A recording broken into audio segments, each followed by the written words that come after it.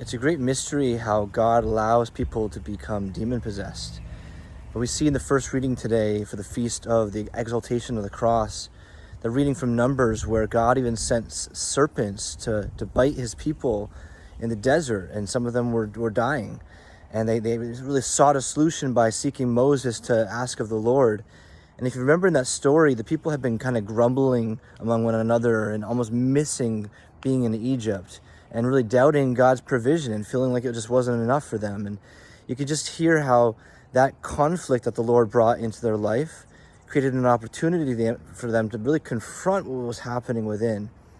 And the solution is amazing, to really lift up that serpent in the desert, and so too the Son of Man was lifted up, that all who looked upon him, instead of dying, might live and have eternal life. The Lord really shows us a key here in the spiritual battle, and it's simply shifting our focus. Shifting our focus.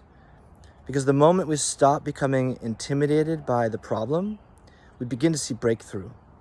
And when we look to the Lord, no matter what we're going through, when the enemy is after us, and we just turn our eyes to him, especially to the cross, we're reminded that that is the place of victory. That's the place where, like an ambushed predator, he appeared weak, but he totally overcame everything that the enemy had done, using the same symbols that the enemy used: the virgin, the tree, and death.